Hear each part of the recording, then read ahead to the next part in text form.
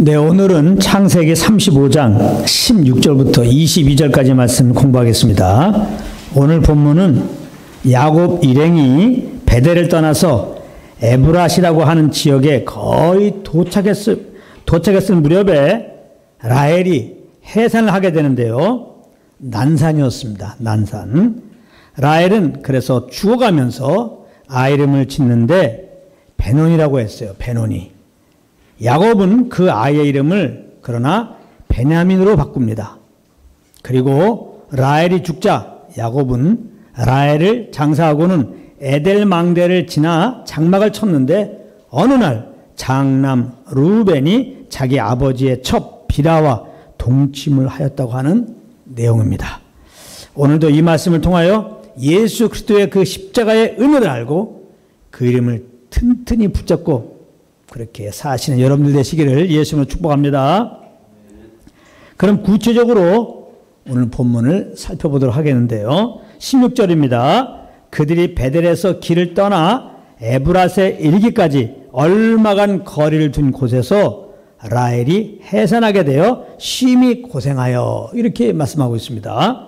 16절의 내용은 야곱 일행이 베델에서 출발해서 에브랏이라고 하는 곳에 이르기 직전에 일어난 일을 말씀하고 있는 것인데요.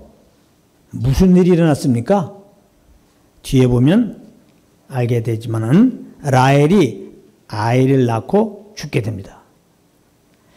그런데 이런 일은 야곱이나 라헬이나 전혀 생각해 보지 않았던 것입니다. 야곱과 라헬은 아이를 임신했다는 것을 안 순간부터 어떻게 보면 지금까지 혹시 아이를 낳다가 죽으면 어떻게 할까? 라는 생각은 일도도 하지 않았을 것입니다. 대부분의 사람들이 다 그렇지 않습니까? 대부분의 부부는 아이가 생겼을 때, 이 아이를 낳다가 죽으면 어떻게 하나? 이런 걱정 대신에 그 아이와 함께 펼쳐질 장밋빛 꿈을 꾸게 되는 것이죠. 분명 야곱과 라헬도 그랬을 것입니다. 무엇보다도 라헬은 자기의 첫 번째 아들을 낳고 요셉이라고 이름하면서 동시에 하나님께 또 한 명의 자녀를 달라고 기도를 드린 바 있었습니다. 창세기 30장 23절, 24절입니다. 잘 들어보세요. 그가 임신하여 아들을 낳고 이르되 하나님이 내 부끄러움을 씻으셨다 하고 그 이름을 요셉이라 하니 여호와는 다시 다른 아들을 내게 더하시기를 원하노라 하였더라.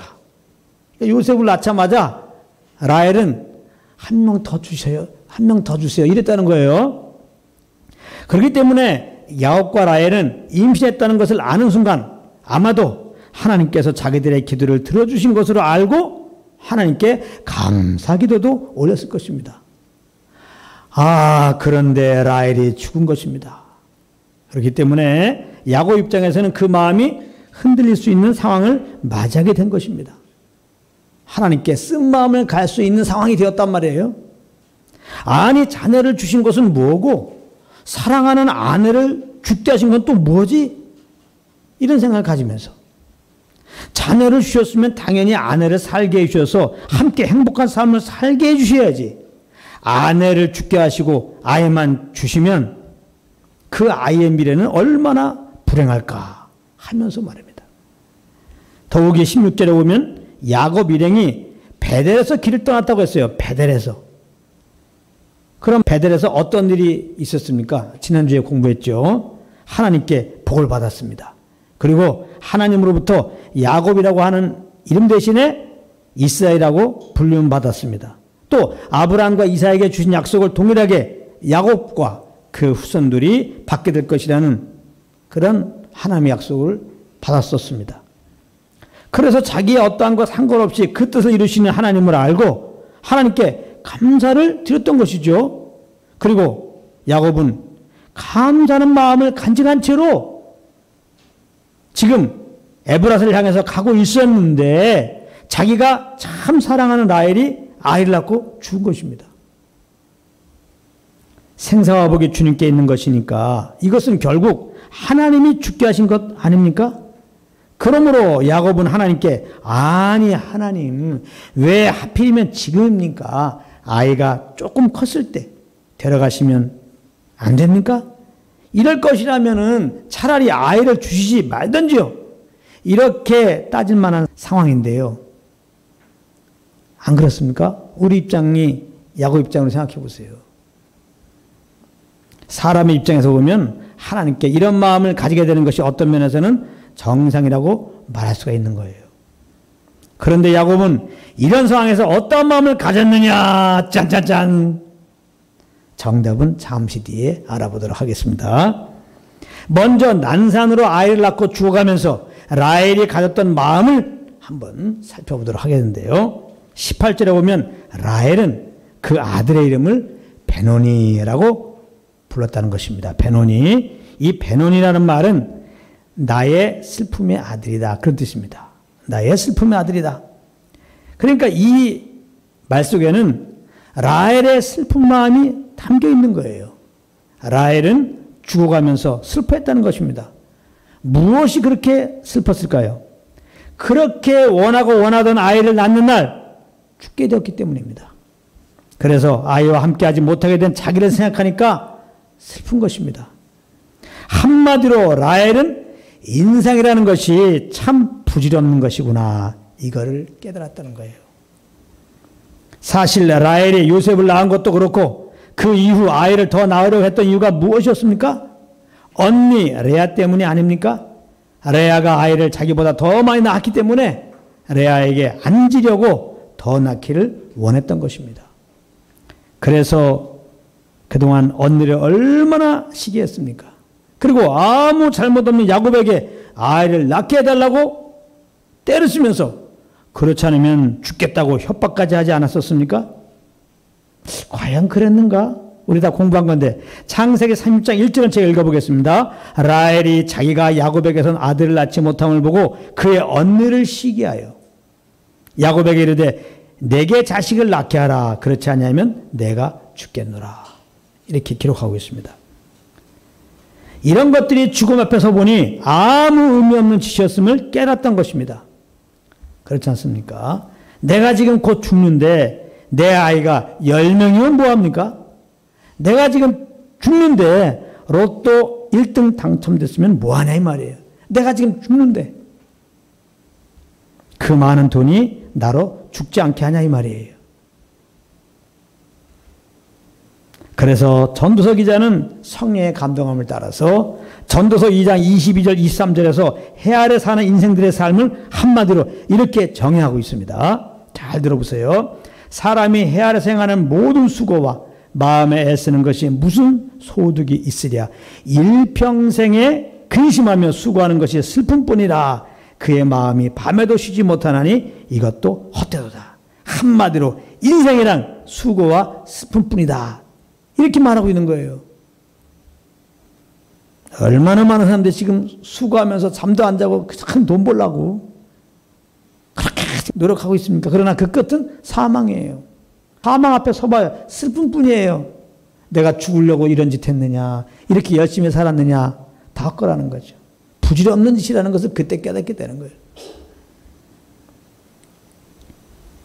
동일한 깨달은 가운데 라헬은 아이에게 슬픔의 아들이라고 이름을 지었던 것이죠. 물론 라헬은 이 아이가 엄마 없이 살아갈 걸 생각하니까 또한 너무나 슬픔이 앞을 가려서 슬픔의 아들이라고도 이름을 불렀을 것입니다. 자, 그러면 야곱의 마음을 살펴보겠는데요. 라헬의 마음을 그가 아이의 이름을 지은 것으로 알 수 있었듯이 야곱의 마음 역시 그 아이의 이름을 바꾸어 부른 것으로 알 수가 있는데요. 18절에 이렇게 기록하고 있습니다. 그가 죽게 되어 그의 혼이 떠나려 할 때에 아들의 이름을 베노니라 불렀으나 그의 아버지는 야곱은 그 말이죠. 야곱은 그를 베냐민이라 불렀더라. 여기 보면 라헬이 아들의 이름을 슬픔의 아들이라는 의미로 베노니라고 부르니까 야곱이 그를 베냐민이라고 바꿨다는 겁니다. 베냐민. 그럼 베냐민이라는 말이 뭐냐? 오른손의 아들이라는 뜻이에요. 오른손의 아들. 성경에서 오른손은 하나님의 능력, 권능을 상징한 것으로 많이 나옵니다. 출애굽기 15장 6절에 보면은 이스라엘 백성들이 홍해를 건너게 해주신 하나님을 찬양하면서 이렇게 고백을 합니다. 여호와여 주의 오른손이 권능으로 영광을 나타내시이다. 여호와여 주의 오른손이 원수를 부수시니이다. 이렇게 고백하고 있습니다. 여기 보면 주의 권능을 주의 오른손으로 표현한 것을 볼 수 있는데요. 그 주의 오른손이 결국 홍해로 말미암아 죽게 된 자기들을 살려주었다고 지금 고백하고 있는 것입니다. 그래서 성경에서 오른손은 주의 권능을 상징하는 것으로 나오는데 구체적으로 그 권능은 주의 백성을 위경에서 건져주시고 구원하는 권능을 말하고 있는 것입니다. 이사야 41장 10절에 보면은 아주 유명한 말씀이 있죠. 이런 말씀이 있습니다. 두려워하지 말라. 내가 너와 함께함이라. 놀라지 말라. 나는 내 하나님이 됨이라. 내가 너를 굳세게 하리라. 참으로 너를 도와주리라. 참으로 나의 의로운 오른손으로 너를 붙들리라. 여기 오른손으로 붙들어 준다는 것은 위경에서 지켜주신다, 구원해 준다는 그런 의미죠. 그러니까 야곱은 그 기가 막힌 상황을 인간적으로 정적으로 바라보지 않았던 것입니다. 라헬은 그 상황이 그저 슬픔으로 다가왔지만 야곱은 그 상황 속에서 역사하고 있는 하나님의 그 오른손을 바라봤던 것입니다. 그래서 야곱은 이 아이 가운데 하나님의 권능이 어떻게 나타날 것인지를 기대하면서 오른손의 아들이라는 의미로 베냐민이라고 이름을 얼른 바꾼 것입니다. 모세는 앞에는 홍해 바다가 있고 뒤에는 애굽 병사들이 쫓아오는 위급한 상황 속에서 구원의 주님을 바라보자고 두려움에 떨고 있는 이스라엘 백성들을 향해 외쳤습니다. 그리고는 지팡이 들고 손을 바다 위로 내밀어 갈라지게 하라는 하나님의 음성을 듣게 되었고 그대로 순종함으로 모세와 이스라엘 백성들은 그 위경에서 건짐을 받았던 것입니다. 그리고 건짐받고 난 다음에 좀 전에 그렇게 주님을 찬양했던 것이죠. 그러므로 우리는 삶의 위경을 당하면 당할수록 인간적으로 왜 이렇게 됐지? 왜 이렇게 됐지? 그러다가 그런 식으로 생각하면요, 세상에서 내가 제일 괴로운 상황을 맞이한 것 같아요. 제일 기가 막힌 상황을 맞이한 것 같아요.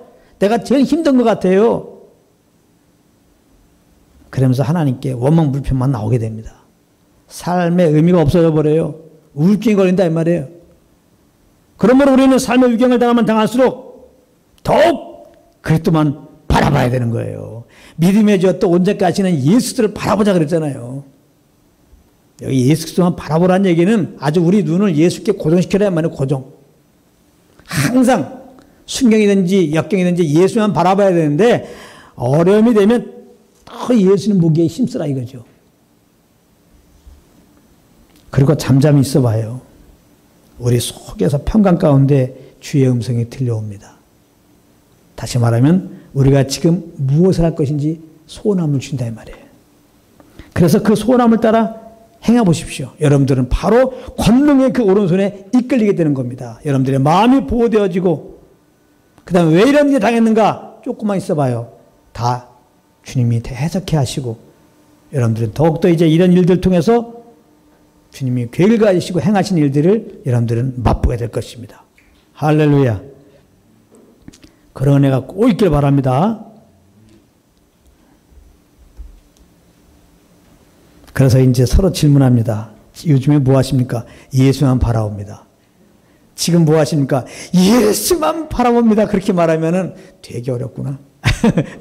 상황이 되게 어렵구나. 이렇게 생각하도록 말이죠. 할렐루야.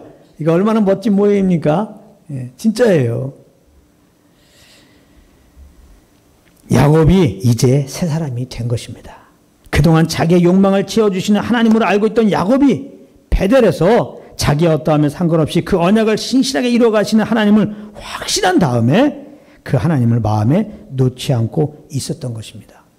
정말 야곱이 이제는 이스라엘이 된 거예요.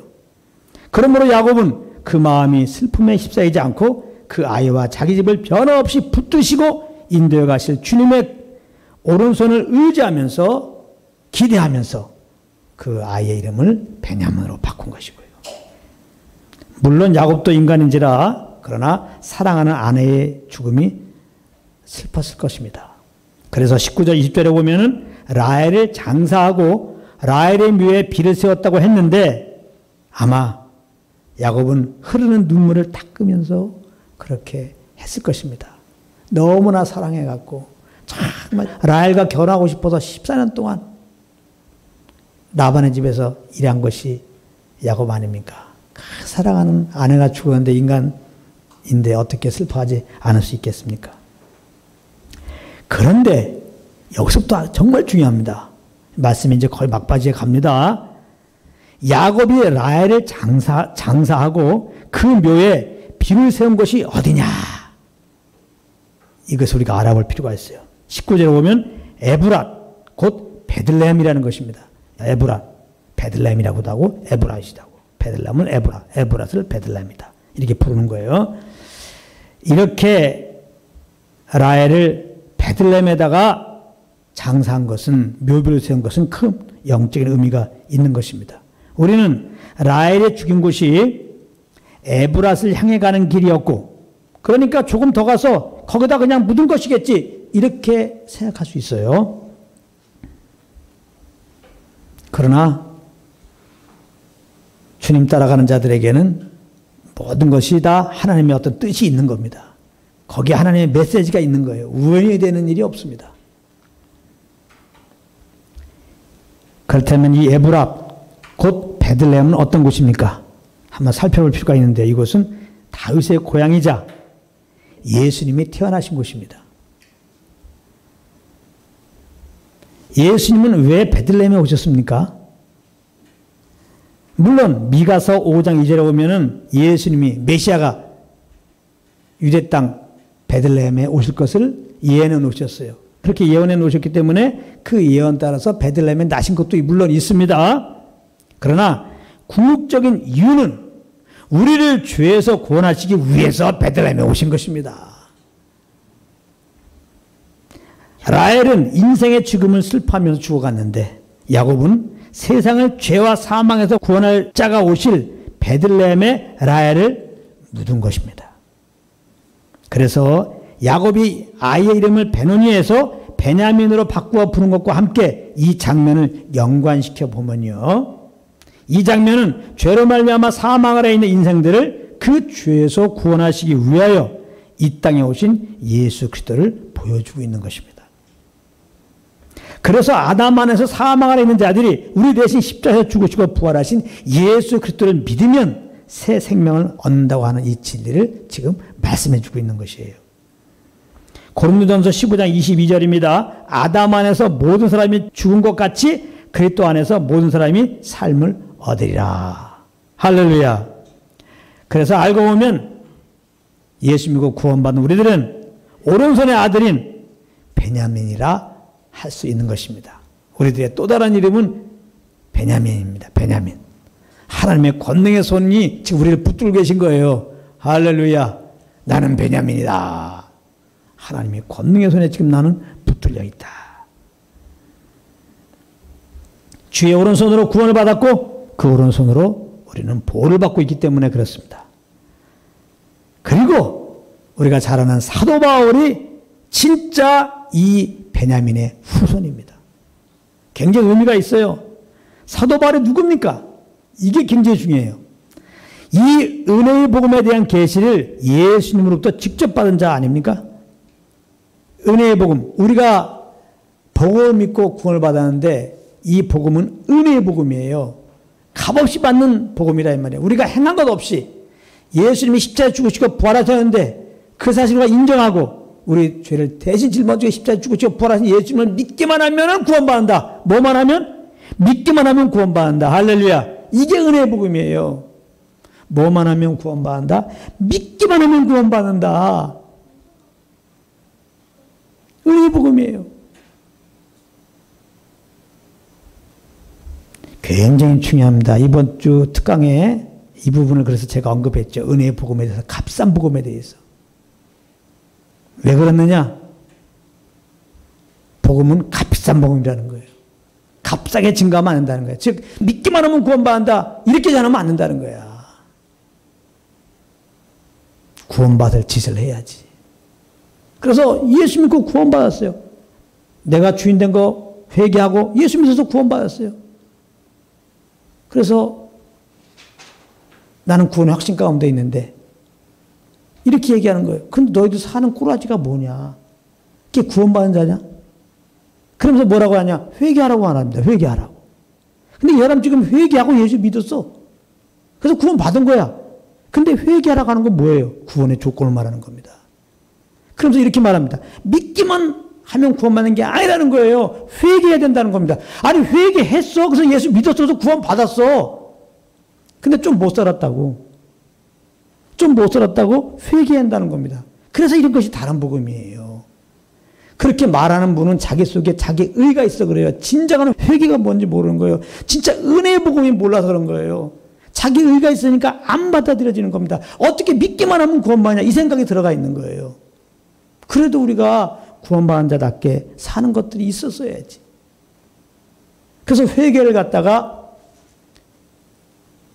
구원받을 짓을 하는 걸로 생각하는 거예요. 완전한 회개가 안 된 상태에서 믿었기 때문에 그렇게 엉망으로 사는 거고 당신은 구원받지 않은 거니까 회개하라고 얘기하는 거거든요.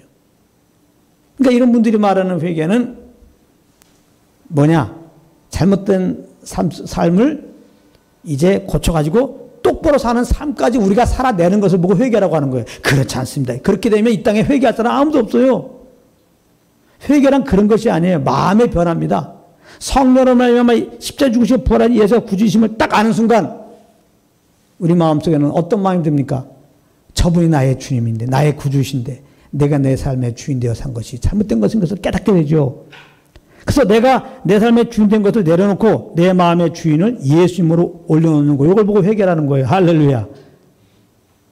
그래서 내 마음에 예수님을 구주로 모시고 이 예수님을 나의 구주로 고백하는 거 이걸 보고 회개 합당한 열매라는 거예요. 그래서 구원받은 자들은 회개 합당한 열매를 맺은 자야. 더 이상 회개할 게 없다는 거예요. 아시겠어요? 구원받기 위해서 회개하고 예수 믿어야 되는데 더 이상 회개하고 예수 믿은 다음에는 구원받기 위해서 회개할 게 없단 말이에요. 더 이상 구원을 유지하기 위해서 더 이상 회개할 게 없어요. 예수 믿고 구원받았으니까 이제는 주님을 주인으로 모시고 살아야 되죠. 성령을 쫓아 살아야 되죠. 근데 연약해 우리가 잘못할 때 있잖아요. 그런 우리가 믿은 다음에 잘못한 것들은 그것들이 결국 구원을 잊어버리고 취소돼가지고 지옥 가게 하는 게 아니에요. 절대. 한 번 구원이 영원한 구원입니다. 아멘? 이런 거 잊으면 안 돼요. 한 번 구원이 영원한 구원이 아니다. 잘못하면 얼마든지 구원 취소고 지옥 갈 수 있다. 그러면은 천국 갈 사람이 어디 있어요? 그럼 믿음으로만 구원받는 게 아니고 우리의 의가 있어야 된다는 건데 믿은 다음에 구원을 유지할 만큼의 올바른 삶을 살아야 한다고 하는데 그렇게 말하면 우리가 구원받은 다음에 하나님 마음에 합한 삶을 살 수 있냐 이 말이에요. 못 살잖아요. 그럼 구원 잊어버리네. 그럼 다 지옥 가네. 그러니까 이렇게 참 복음이 아닌 것을 주장하는 분들은 복음을 몰라서 그래요. 왜? 자기 의가 있기 때문에. 아직까지도 내 의를 신봉하고 있어. 신뢰하고 있어. 얼마든지 내가 주님 보실 때 올바른 삶을 살 수 있어. 이런 생각을 가지고 있는 거예요. 근데 성경은 뭐라고 합니까? 우리의 의는 다 더러운 옷과 같으며 그러는 거예요. 모든 사람은 아담 안에서 아담의 죄를 가지고 태어난 거예요. 죄성을 가지고. 육신 안에는 선한 것이 없어요. 죄성밖에 없는 겁니다. 그렇기 때문에 아무리 우리가 하나님 뜻 따라 살려고 해도 이 죄성이 있어서 우리는 결국은 죄를 범하게 돼요. 오히려 율법을 계명해가지고 여러분들이 똑바로 지키려고 하면 할수록 이 죄성에 불을 붙이게 되는 거예요. 그래서 이 죄성은 더 아주 기승을 부립니다. 나에게. 그래서 결국은 죄를 범하게 하는 거예요. 그래서 나를 살리게 하는 율법이 도리어 나를 죽이는 꼴이 되는 겁니다. 이걸 여러분들 잘 이해시키기 위해서 제가 이제 알려드리는 비유가 있죠. 어머니가 이렇게 이제 밖에 나가기 전에 잘 놀고 있는 자녀들에게 얘기합니다. 얘들아, 다락에, 옛날엔 다 집에 다락이 있죠. 다락에 거기 보면 감이 있거든, 꽃감이 있어. 절대 먹지 마라. 먹으면 큰일 난다. 이런 말을 안 들었으면은 꽃감이 있는지도 몰랐어. 먹을 마음도 없었어. 근데 그 말하고 딱 가요. 그럼 어떻습니까? 아들이 막 놀다가 가만있어 봐. 엄마 말이 생각납니다. 다락 위에 꽃감이 있어. 근데 그걸 먹지 말라고 했어. 그럼 안 먹고 싶습니까? 그걸 왜 먹지 말라고 그랬지? 먹고 싶은데 이렇게 되는 거예요. 이게 죄성입니다. 반대로 가는 겁니다. 그래서 그냥 처음에 무시하겠지. 그러면 또 생각나요. 그래서 결국은 어떻게 될까요? 최소한도 맛이라도 보게 되는 겁니다. 우리가 율법을 몰랐을 때는 뭐가 죄인지도 몰라요. 어떤 경우는 그 죄를 범하고 싶은 마음이 없어요. 예를 들면 탐욕하지 말라. 그 죄 계명을 몰랐을 때는 뭐 탐욕이 죄인지도 모르고 탐욕하는 마음이 없었어요. 그런데 말씀을 보다가 탐욕하지 말라 딱 이 말씀을 보는 순간 어떻습니까? 갑자기 탐욕이 생각나면서 탐욕하고 싶은 거예요. 그래서 이 계명이 결국 기회를 타가지고 우리를 탐욕한 자로 만들어버리게 되는 꼴이 되는 거예요. 우리의 연약함이라는 것은 이 죄성을 이길 수가 없어요. 그래서 죄인으로 태어나서 우리는 죄를 범하게 되는 겁니다. 아시겠어요? 그러니까 모든 종교는 우리가 본질적으로 이 죄성을 가지고 있는, 죄를 가지고 있는 연약한 존재인 것을 무시하는 거예요. 그러면서 이제 우리의 의로 잘못한 것을 커버하는 선한 일을 하고 그 이상으로 선한 일을 하면 이제 잘못한 거 다 용서받고 이제 더 좋은 천국에 갈 수 있다. 이렇게 말하는 거거든요. 그러니까 종교에는 구원이 없는 겁니다. 성경의 진리예요. 모든 사람은 죄를 범했다. 하나님의 의에 우리의 의는 이룰 수가 없다. 그러니까 선언해 주고 있는 거예요. 그래서 성경은 우리에게 주신 목적은 죄인 것을 알아라 이 말이에요. 우리에게 율법을 주신 것도 우리가 죄인인 것을 알게 하는 거예요. 그걸 지키라 준 게 아니라. 그런데 성경은 주제가 뭐예요? 예수 그리스도를 기록한 거잖아요. 이러한 죄인들을 살리기 위하여 사랑이신 하나님 아버지께서 그 아들을 보내셨다. 우리 대신 십자가에 피 흘려 죽게 하시고 부활케 하였다. 믿기만 하면 어떻게 하면? 믿기만 하면 구원받는다. 할렐루야. 그리고 왜 믿기만 하면 구원받는다 할 때 사람들이 그거를 자꾸 거부하냐면요. 너무 쉽잖아요. 믿기만 하면 구원받는다. 근데 그 나머지 그의 삶을 보면 믿음이 없는 것 같아. 그러니까 믿기만 하면 구원받는 게 아니다. 이렇게 말하는데요. 잘 알아야 됩니다. 잘 들어보세요. 우리가 복음을 듣잖아요. 그럼 성령의 감동이 옵니다. 그러면서 내가 주인 된 거 회개하고 정말 예수를 믿고자 하는 마음이 와요. 그래서 성령의 감동 앞에 우리가 의를 드립니다. 우리가 의를 드려야 된다고 그랬어요. 예수님 나의 구주로 마음으로 믿고 고백합니다. 믿음의 고백이죠. 그러면 바로 그 순간에 하나님께서 예수를 믿는 믿음, 그 믿음을 선물로 우리에게 주시는 거예요. 그래서 믿음으로 믿음에 이르게 하나니 그러잖아요. 복음에는 하나님의 의가 나타나서 믿음으로 믿음에 이르게 하나니. 우리가 하나님의 말씀을 듣고 정말 구원받기 원하는 마음이 생겨서 예수를 믿는 그 순간에 이거는 우리의 믿음으로 나가는 거죠. 우리의 의지죠. 말씀 앞에. 성령의 감동 앞에. 우리의 의를 드려야 됩니다. 이 순간에 예수를 믿는 믿음을 하나님이 주셔서 그 믿음으로 구원받고 그 믿음으로 구원이 되고 그 믿음으로 천국 가는 겁니다. 누구 믿음? 예수 하나님이 주신 믿음. 할렐루야. 이걸 아셔야 돼요. 그래서 우리가 예수 믿고 이 믿음으로 살아야 되는데 이 예수를 믿는 믿음, 하나님 주신 믿음으로 살아야 되는데 연약해서 그렇게 못 산다 이 말이에요. 그럴 때가 많이 있단 말이에요. 그런다고 지옥 가는 게 아니에요. 믿음이 있기 때문에. 하나님 주신 믿음이 있기 때문에. 할렐루야. 베드로서에 보게 되면은 우리 모두 동일한 믿음을 가졌다고 그랬어요. 하나님 또 받은 거예요. 예수 믿을 때. 그 믿음을 우리는 다 받은 거예요. 그러니까 이런 부분에 대해서 너무나 잘못 가르치는 것들이 있어요. 그래서 제가 잘못 알고 있는 분들이 있어서 말씀을 전한 겁니다. 우리가 복음에 딱 서야 돼요. 우리의 신앙에. 신앙의 기초가 복음에 서 있어야 흔들리지 않는 겁니다. 다른 복음이 되면 흔들려요. 다른 복음이라는 것은 우리의 의를 따라서 천국 지옥 간다는 거잖아요. 결국은. 그러니까 다른 복음에 거하면은 여러분들 자유함이 없어요. 그 순간부터. 율법의 행위로 의롭다는 얻는다 이렇게 성경은 표현하는 거죠. 여러분들 의로 똑바로 살아서 구원받았게 살아내서 구원이 되고 천국 간다고 생각하게 되면 여러분들 자유함은 그 순간부터 없어요. 율법 아래 매게 되는 거예요. 이제 결국은. 그리스도에게서 끊어지고 그 받은 은혜에서 멀어지는 겁니다. 여러분들 영락없이 잘못할 거니까. 이제 그리스도는 보이지도 않아요. 아, 내가 잘못했구나. 아, 정죄받다가 똑바로 살아봐. 또 이상한 회개한 다음에 똑바로 살려고 노력하게 되고 이러는 거예요. 그러니까 벌써 구원에 간격이 없었어. 은혜로 난 구원받았다. 이제는 부활과 천국 소망 가였다. 이 간격이 없어졌어요. 야, 이거 나 이거 잘못했는데 이거 내 구원 잊어버릴 수 있어. 이거 지옥 갈 수 있어. 이거 이렇게 돼버리니까요. 이걸 몇 번 경험하면 이제 지쳐가지고 아무것도 못해요. 예, 번아웃 당합니다. 그런 사람들 많이 있습니다. 잘못된 복음으로 말미암아 믿음으로만 구원받는 게 아니라 뭔가 믿는다답게 살아내야 되는 게 있구나. 그래서 그냥 믿음으로 구원받은 다음에 구원이 유되고 천국 가기 위해서 믿는다답게 살아가는 어떤 그런 모습을 열심히 섬기다가 결국 율법적으로 종교적으로 신앙생활하는 것이도 그렇게 못 살잖아요. 그게 실패하다 나중에는 다시 할 힘도 없어 이제. 그러다 보니까 번아웃 되는 거예요. 엄청난 정제가 와갖고 이제 교회도 못 나갑니다. 그래 교회 안 나온 사람들 많아요. 잘못된 복음 때문에. 복음을 아는데 잘못했다고 어떻게 주님께 안 나옵니까? 복음을 알면 주님께 더 나오게 되죠. 할렐루야. 우리를 죄산 받게 하고 하나님과 화평케 한 그 예수의 피는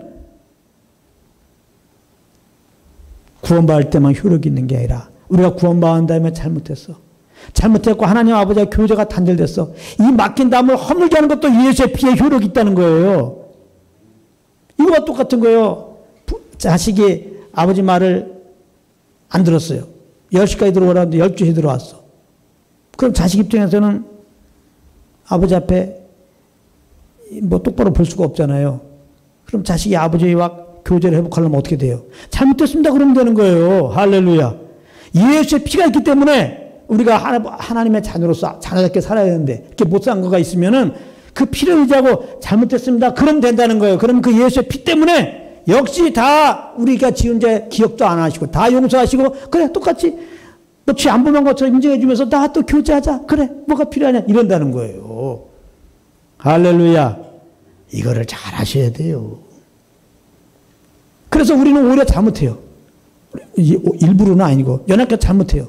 그 잘못할수록 이 복음을 아니까 하나님께 나서 잘못해서 자백해요. 그럼 그때마다 변함없이 용서해 주는 그 주님을 바라보게 되면 그 사랑에 점점 압도되는 거죠. 어떻게 보면 우리의 잘못을 허락하여서 하나님의 그 십자가의 사랑 그 넓이 깊이를 더 알게 하시는 하나님의 심오한 뜻이 있다는 사실이에요. 할렐루야. 그래서 이런 걸 알게 되면 이런 마음을 알게 되면 복음 안에 있는 사람들은 잘못된 주제에 더 주님께 나가서 주님을 더 알게 되었고 나중에는 그 사랑으로 말미암아 결국은 주님을 더 신뢰하고 정말 이제는 주님을 쫓아 사는 그런 삶의 열매가 나오지 않겠냐 이 말이에요. 하나님은 그렇게 그 끝없는 오래 참으시는 사랑으로 우리를 구원하셨고 그 사랑으로 인내하는 사랑으로 우리를 주님의 형성으로 이끌어 가시는데 이 아직 복음을 잘 못 깨달아서 은혜의 복음이 뭔지 몰랐고 자기가 남아있는 사람들이 잘못된 가르쳐가지고 말이지.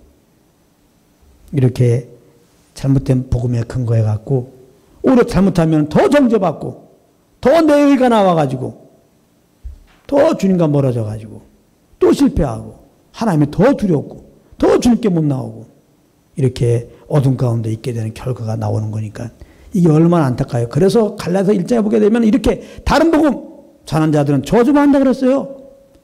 지금 하늘에서 금방 내려온 천사야. 하나님에 계신 하늘에서 내려온 천사야. 어떤 사람이 어떤 천사가 있어. 나는 하늘에서 지금 내려왔다는 거야. 그래서 무슨 얘기는 하나 들었더니 다른 복음을 전해. 여러분들 믿음으로만 구원받는 게 아닙니다. 여러분들 또 꼬라지가 그게 뭡니까? 회개하세요. 회개하고 믿어야 구원받습니다. 뭐 이런다든지.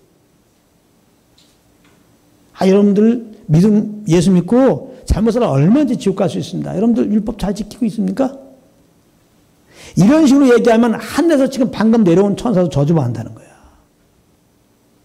지금까지 사도 바울의 복음만 증거했는데 사도 바울이 내가 갑자기 다른 복음 증거하면 나도 잘못된 거라는 거예요. 저도 마찬가지입니다. 감히 얘기합니다. 제가 지금까지 복음만 증거하고 있는데 어느 날 갑자기 여러분들 믿기만 하면 구원받는 줄 아십니까? 아니에요.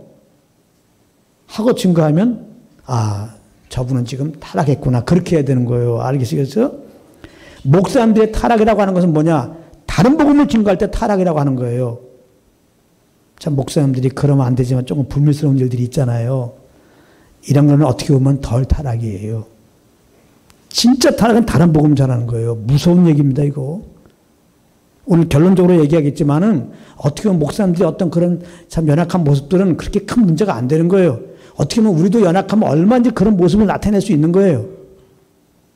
정말 인도자가 정말 타락하고 정말 심각하게 생각하는 것은 다른 복음을 전하는 걸 여러분들 저 목회자 진짜 심각하다 이렇게 생각해야 돼요.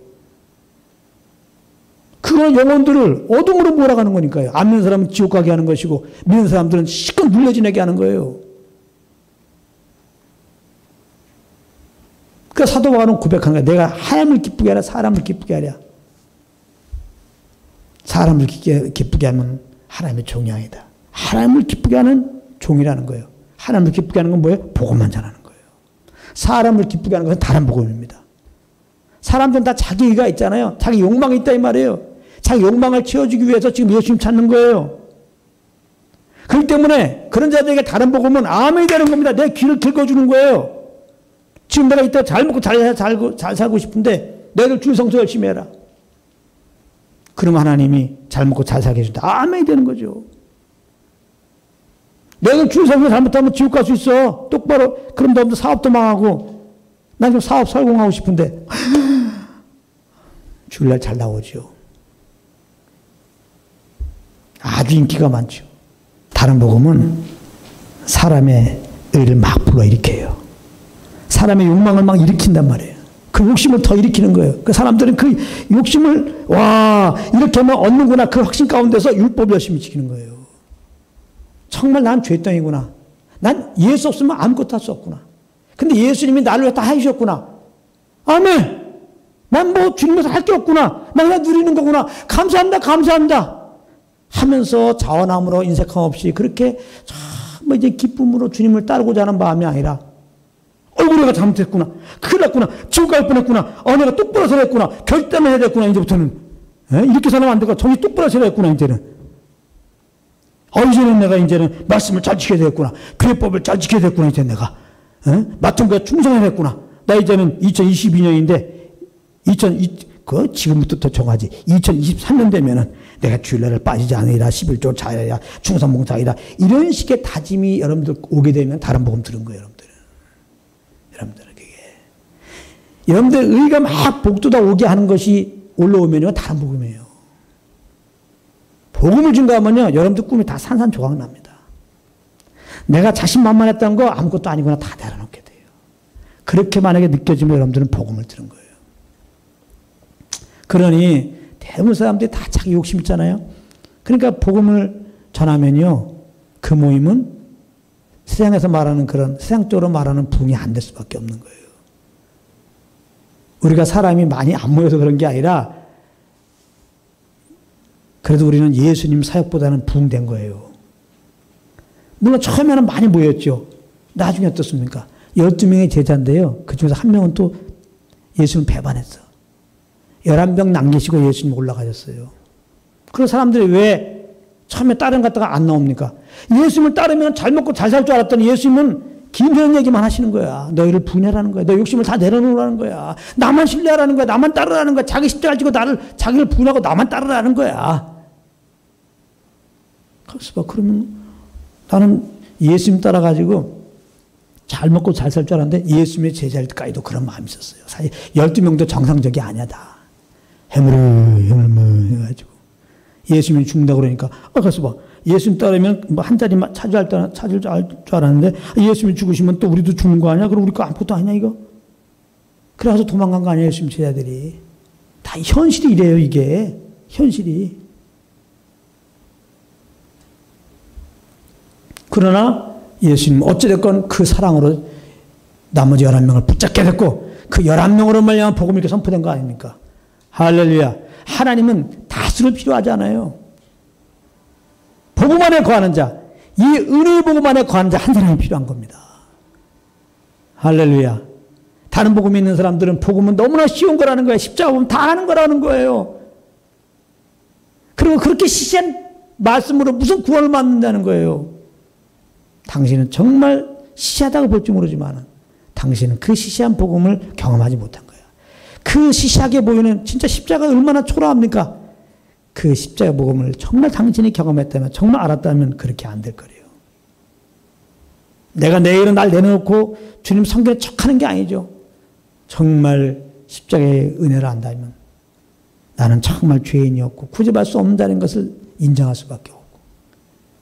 그러나 난 죽어야 되는데 그 아들 통하여 그 십자가로 말하면 내가 구원받다는 것을 알 때 우리가 남은 삶을 뭘밖에 할 게 없어요. 예수님의 십자가만 자랑할 수밖에 없는 겁니다. 제가 군대에서 이 십자가의 사랑을 맛봤기 때문에 보니까 거의 동영상이 한 2,000개 올라가 있더라고요. 맨 복음밖에 증거할 수밖에 없는 거예요. 뭘 내가 다른 걸 뭘 전할 게 있어요. 그러니까 말씀도 그래요. 말씀 아까 말했죠. 예수님의 십자가의 복음인데 아니 똑같은 십자가의 복음 다른 것 좀 없어요? 다른 것 좀 없어요? 이것 때문에 십자가의 복음의 그 가치를 모르는 사람들이 다른 거 생각하다가 또 다른 데 가는 거예요. 그럼 할 수 없어요. 그럼 가도 그냥. 그리고 안다는 것은 지식적으로 아는 걸 말하는 게 아니에요. 우리는 이렇게 말하면 또 난 복음을 알아. 이것도 의미가 없어요. 말할 것도 없고 말하지 마. 하나님 나라는 말했다고 능력이 있어요. 복음을 안다는 것은 삶 속에서 내가 정말 죄인이고 정말 내 일은 하나님을 기쁘게 할 수 없다는 걸 인정하기 때문에 다 주님만 의지하고 사는 거예요. 내 안에 성령님께서 주님 감동 따라만 사는 거예요. 그만큼 생각하고 그만큼 말하고. 할렐루야.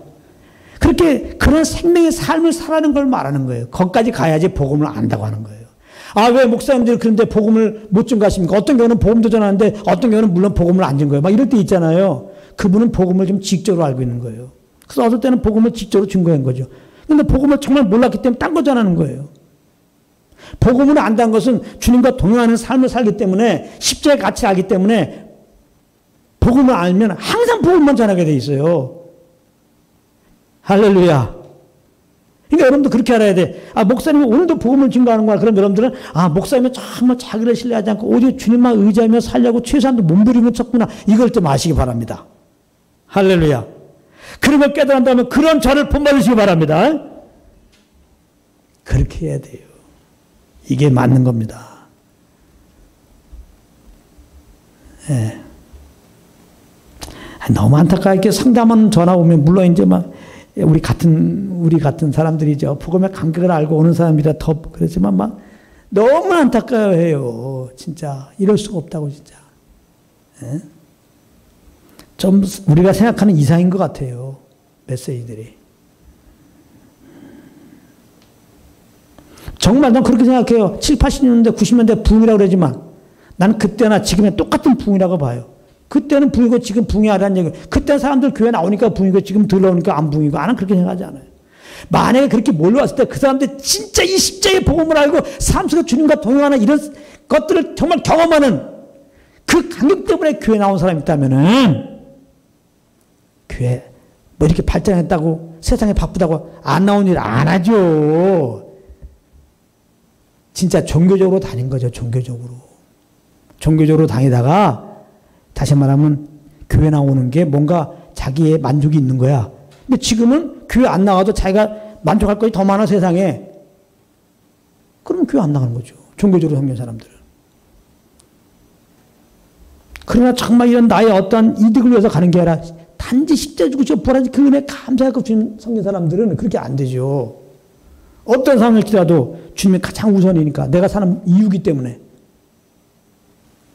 어떤 상황에도 이분께 감사하고 이분께 나오게 되는 거죠. 그래서 항상 그게 남은 자예요. 남은 자는 있어요. 그래서 엘리야가 그냥 그 바알 선지자들 죽인 다음에 이세벨에 쫓겨가지고 도망대로 살 때 너무 피곤하잖아요. 막 언제 죽을지 모르고 막 그때 그냥 하나님 앞에 그냥 이거 나만 남은 나이다 그냥. 그때 하나님 뭐라 그래? 아니야. 남을 7천이 있어. 할렐루야. 남은 자가 있어요. 남은 자. 이 남은 자를 통해서 이 복음의 역사는 계속해서 이어져 가는 겁니다. 저 북한에도 남은 자들이 있어요. 평양 대붕부터 시작해서 그때 받은 은혜로 계속 이어져 내어서 정말 십자의 복음 하나 때문에 지금 몸부림치는 사람도 있어요. 할렐루야. 그런 자들을 말미암아 저 북한도 이제 복음화될 것이고 그 복음으로 남북까지 통일될 것이고 정말 마지막 때 이 한민족을 통해서 열방이 돌아오고 이스라엘 돌아오게 하는 통로가 될 것입니다.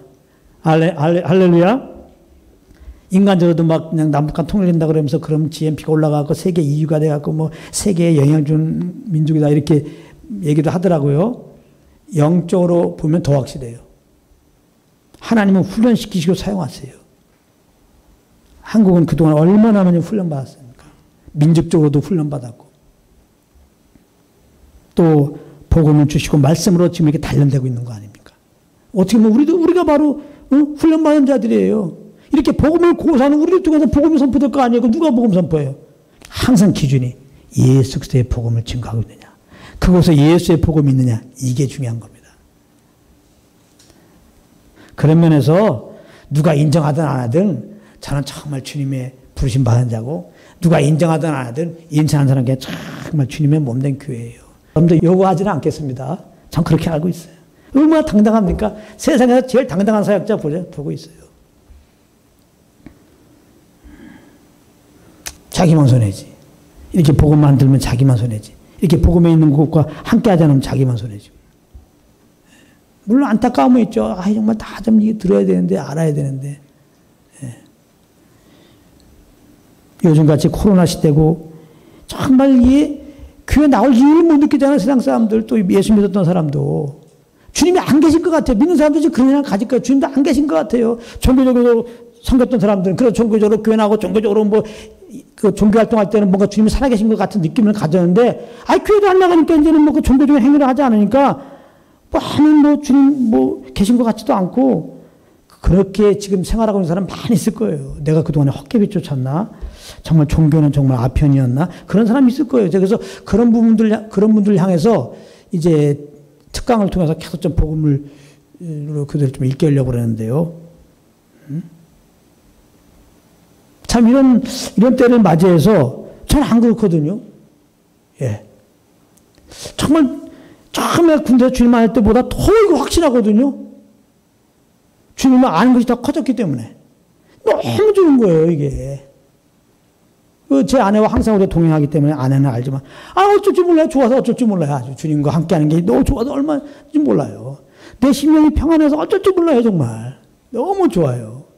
그래서 저는 안타까워서, 정말 이 복음 안에 있으면 이렇게 좋은데, 왜 복음을 모르지? 모르니까 또 다른 복음을 전하는 거지. 그러면서 이제 복음을 전하는 거거든요. 절대 여러분들 종교적으로 섬기지 마세요. 그냥 종교적으로 섬기는 것은 불쌍한 짓이에요. 그 구원의 확신도 없고 부활의 확신도 없는 거잖아요. 그 부활의 확신이 없는데 어떻게 부활이 없다는 거 아니에요. 그러면서 시간 들이고 말이야 물질 내고 아까워 죽겠어요. 진짜 않는 사람들 훨씬 나아요, 여러분들. 종교적으로 생각할 것 같으면은. 서서히 더 지혜로운 거예요. 하고 싶은 대로 살고 그렇게. 그렇지 않습니다. 그래서 말하잖아요. 알고 믿어야 돼. 알고 믿었느니. 바로 성령님이 그렇게 하기 위해서 오신 거예요. 그러니까 우리 편에서는 그 고백을 하란 말이에요.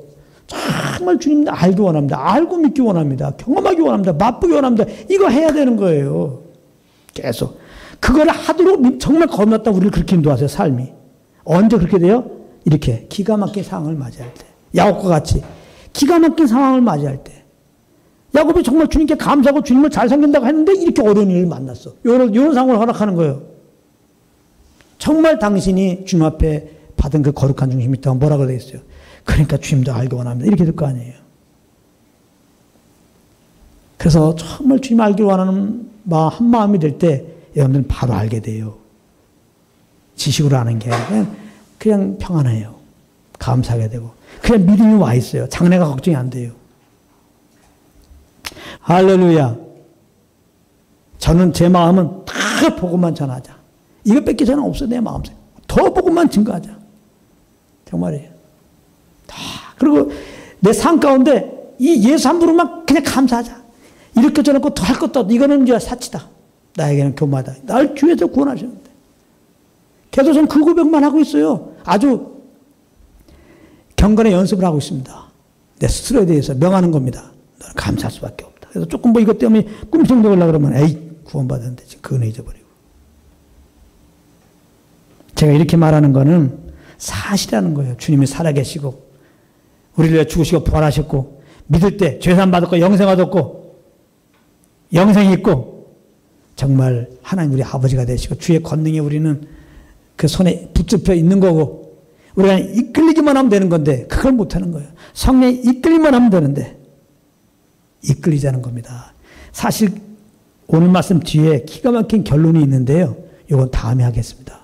그냥 다음 주에 하고 여기서 말씀을 마무리 짓겠습니다. 그냥. 그래서 오늘 숙제예요.